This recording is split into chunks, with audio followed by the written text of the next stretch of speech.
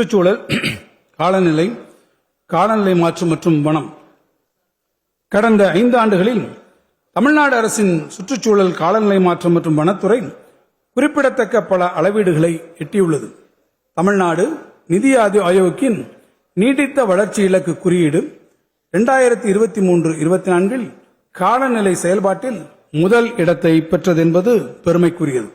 மாண்புமிகு முதலமைச்சர் அவர்களின் தொலைநோக்கு பார்வை மற்றும் வழிகாட்டுதலின் கீழ் வலுவான பொருளாதார வளர்ச்சி, சுற்றுச்சூழல் பாதுகாப்பு, காலநிலை தாங்குதிறன் மற்றும் நீடித்த நிலையான வளர்ச்சியை ஒருங்கிணைக்கும் வளர்ச்சி பாதையில் தமிழ்நாடு வேகமாக முன்னேறி வருகிறது.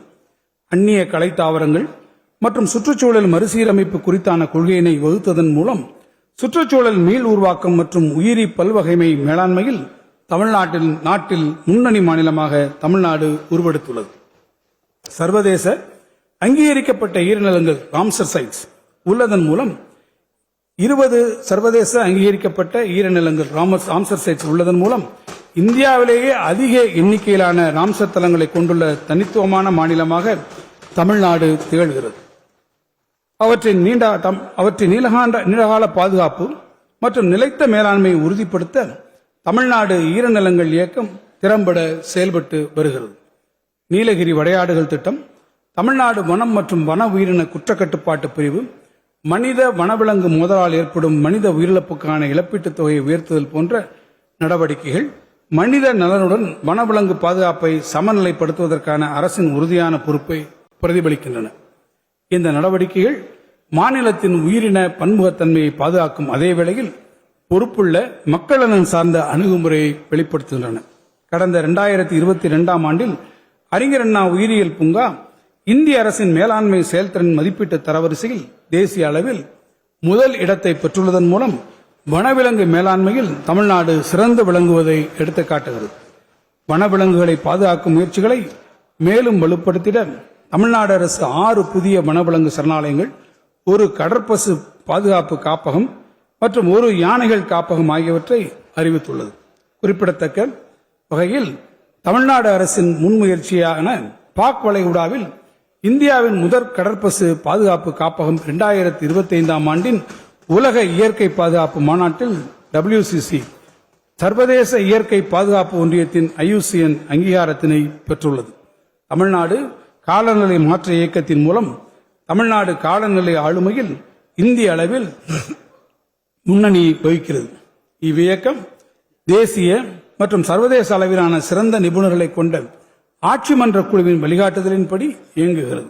தமிழ்நாடு அரசு தொடர்ச்சியாக 3 காலநிலை உச்சி மாநாடுகளை வெற்றிகரமாக நடத்தியுள்ளது.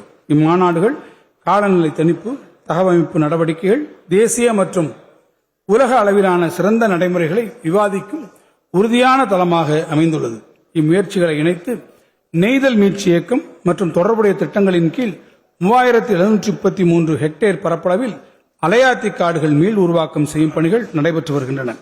கடலோர மீள்திறன் மற்றும் உயிரின பன்முகத்தன்மையை வலுப்படுத்தும் இந்நடவடிக்கைகள் தேசிய மற்றும் சர்வதேச அங்கீகாரத்தை பெற்றுள்ளதோடு உலக அளவிலான காலநிலை மாற்ற நடவடிக்கையுடன் ஒத்திருப்பதாக தேசிய மற்றும் சர்வதேச பங்கேற்பாளர்களான உலக வங்கி மற்றும் ஜப்பான் பன்னாட்டு கூட்டுறவு முகமை ஆகியோர் குறிப்பிடுகின்றனர்.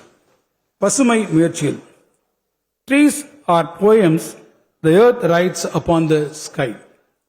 We fell them down and turn them into paper, that we may record our emptiness.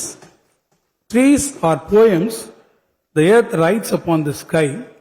We fell them down and turn them into paper, that we may record our emptiness.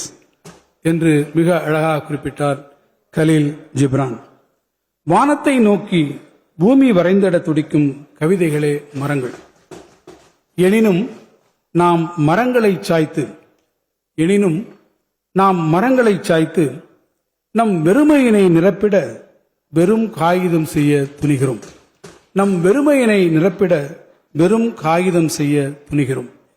உலக புகழ்பெற்ற கவிஞர் கலீல் ஜிப்ரான் அவர்களின் பசுமை தோய்ந்த வரிகளை மனதில் தாங்கி தமிழ்நாடு எங்கும் பசுமை பரப்பினை உயர்த்திட இந்த அரசு பல்வேறு முயற்சிகளை எடுத்து வருகிறது. பசுமை தமிழ்நாடு இயக்கத்தின் மூலம் வனம் மற்றும் மரங்களின் பரப்பளவினை அதிகரித்து தேசிய இலக்கான 33% அடைவதற்கான உரிய நடவடிக்கைகள் மேற்கொள்ளப்பட்டு வருகின்றன.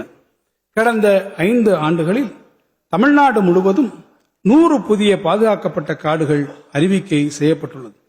இது வனத்தின் பாதுகாப்பை வலுப்படுத்துதல், சுற்றுச்சூழல் பாதுகாப்பை மேம்படுத்துதல் மற்றும் சட்டப்பூர்வமாக பாதுகாக்கப்பட்ட நிலப்பரப்புகள் மூலம் காலநிலை மீள்திறனை உருவாக்கும் தொடர்ச்சியான முயற்சிகளில் குறிப்பிடத்தக்க சாதனையாகும். வேகமான நகரமயமாக்கல் மற்றும் காலநிலை மாற்றம் ஏற்படுத்தும் சவால்களை எதிர்கொண்டு நகரமைப்பு திட்டங்களில் பசுமை பரப்பை முறைப்படுத்தும் நோக்கில் தமிழ்நாடு நகர்ப்புற பசுமையாக்கல் கொள்கை 2026 அண்மையில் வெளியிடப்பட்டு உள்ளது.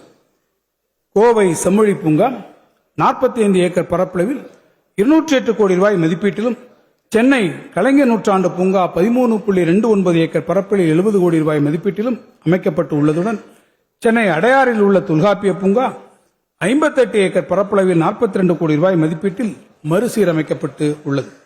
மேலும் நீலகிரி மாவட்டம் ரேஸ்கோர்ஸ் பகுதி பூங்காவை 52.34 ஏக்கர் பரப்பளவில் 70 கோடி ரூபாய் மதிப்பீட்டிலும், கிண்டி ரேஸ்கோர்ஸ் பகுதியில் 118 ஏக்கர் பரப்பளவில் சுற்றுச்சூழல் பூங்காவையும் இந்த அரசு அமைத்து வருகிறது. இத்தகைய பசுமை முயற்சிகள் வாயிலாக சுற்றுச்சூழல் பாதுகாக்கப்படுவதுடன் ஏராளமான சுற்றுலா பயணிகளும் அப்பகுதி மக்களும் பயனடைந்து வருகின்றனர்.